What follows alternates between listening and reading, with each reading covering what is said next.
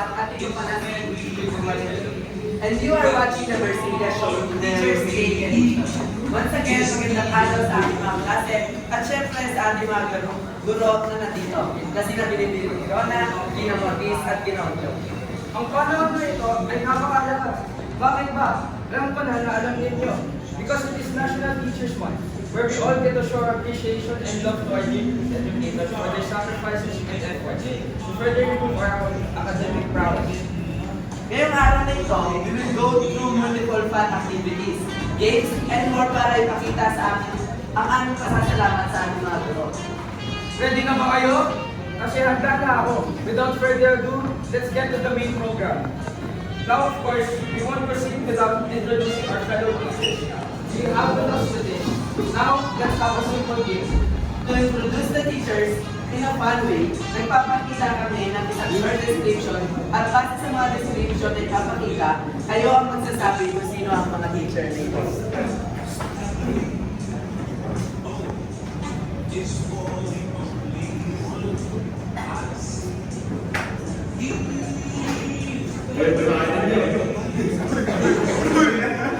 Ayun. This teacher is an outstanding gem of the Bosconian community. Her style of teaching Bosconians on how to be disciplined is a key aspect of her extraordinary character. Her firm and fair approach in every situation is a key aspect of her style. A teacher of the subject of Araling Panlipunan, a great mentor and guide to all Bosconians. Okay, sino kaya ito? Sino kaya yan? Raise your hand, raise your hand.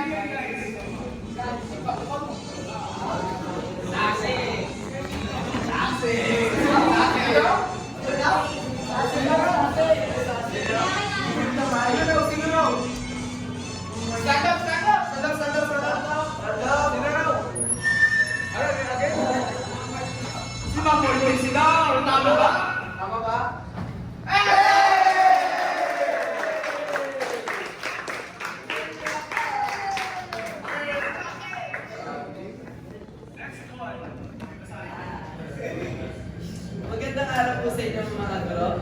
Ano naman po ang nararamdaman niyo po ngayon, Gina Mortis?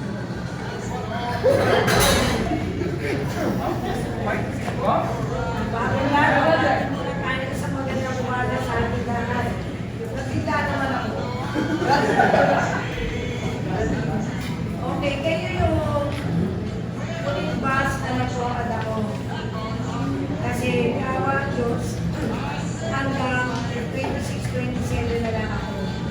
So hindi ko na kaya magtuturuan ng grade 10, kundi yung incalculated na grade 10.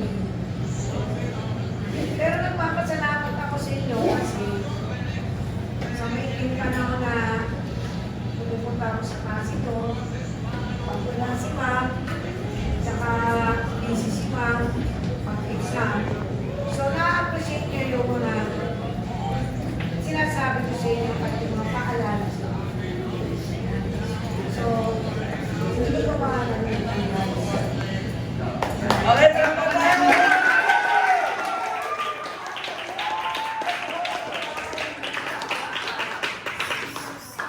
Okay, thank you po, Gina Mortis. Next po.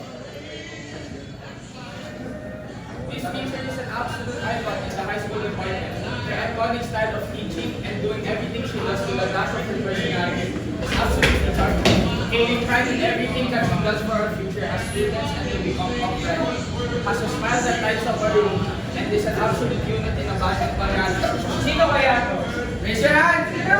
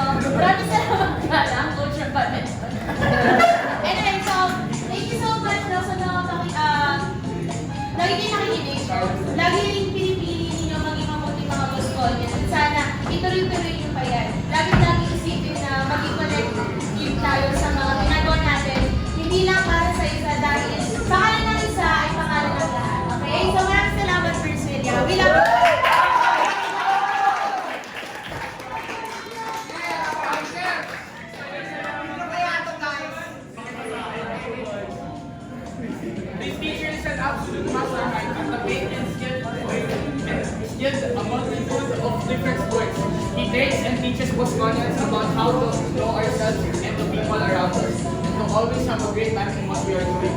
Sino kaya?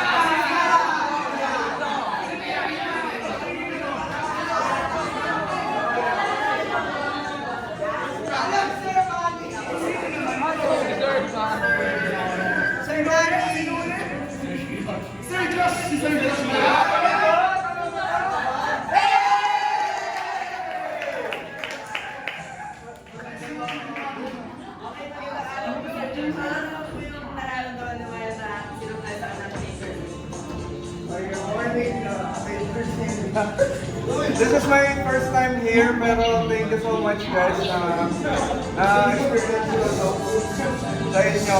Thank you sa lahat ng effort and sa lahat ng kulit nyo na nagiging maayos naman tayo pag sasabihan na. Thank you so much guys sa pagsunod sa teachers nyo and isa kayo sa pinakamabait na section.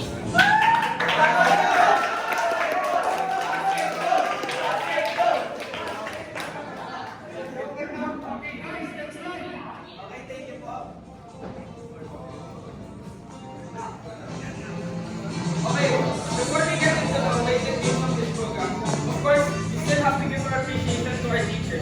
And right now, we are going to call on 3 particular students to give a speech of appreciation from the entire class to each of our teachers. We would like to call on Nigel Obagay for a speech directed to our dearest advisor, Ma'am Rose. Magpapindutin yung mga button na. Sa aming advisor, Bibi Rosa, magandang teachers month po. Alam natin po ang iyong mahal sa amin bilang isang guro. We all acknowledge the pressure you had to enroll during the first year. Because we notice how busy you are with all the programs and extracurricular activities. And even so, we still try to make time to give us lessons and even remind us of our own mistakes and frequently. Because you truly care for our own. Although, ang ating oras sa asignaturang Pilipino sa nakaraang term mo ay di kaya hindi minsan konti. Marami po rin kami nandun sa iyo. Even though it's still less than half of the school year, by now we all know that you're going to be a good advisor for the rest of our time in this grade level. Once again, happy Teachers Month, and we all look forward to being with you for the rest of the school year.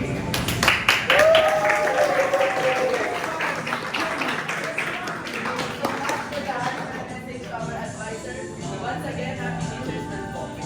Next, we would like to call on Max Duodico for a speech of appreciation directed to our very own co-advisor, Ma'am Ortiz. Go Max!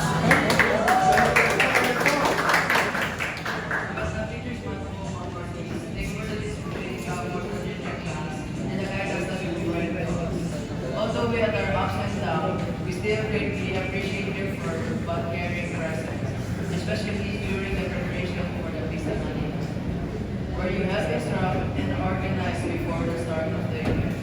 Para sa conclusion, ibigay Rona, we hope that we get to spend more time with you as our college advisor. As a class, we look forward to cherishing the moments we spend together for the rest of the school year. We all wish you the best on your path as a teacher and in any other endeavor. May continue to discipline us for our own growth and bright future. So once again, happy Teachers Month. Ayan, happy Teachers Month. Para naman sa last na speech, we would like to call on Ethan Innocente for a speech of appreciation directed to our very own PE and health educator, Sir Josh.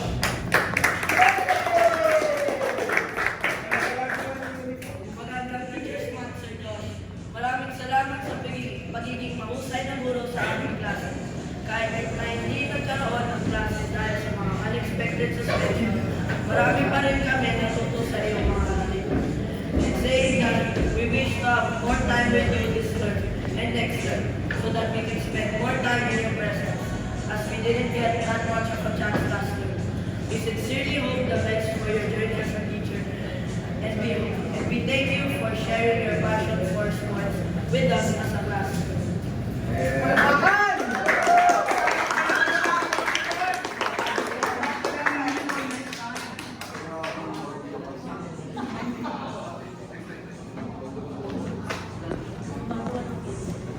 Ang ganda naman ng mga speech na galing sa Brasilia.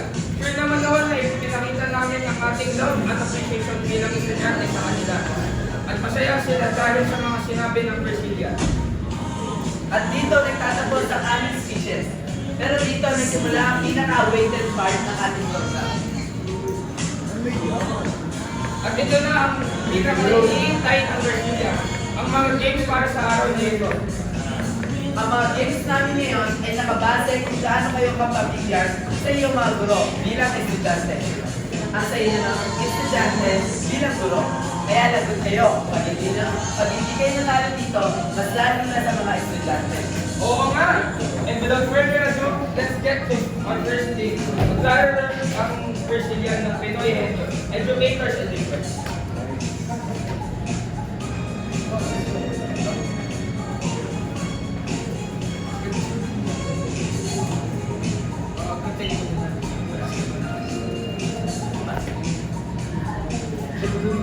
I'm pretty sure that everyone already know how to play, but if this will test the students' knowledge of their own teacher. A pair of two students will get called into the stage each round. One of them being the guesser, and the other is the respondent. The guesser will have a specific teacher from this level or last level's name taped onto their forehead and will have to ask the responder, oo, pwede, hindi, question. As the responder will give the necessary answers to make the guesser answer the right teacher.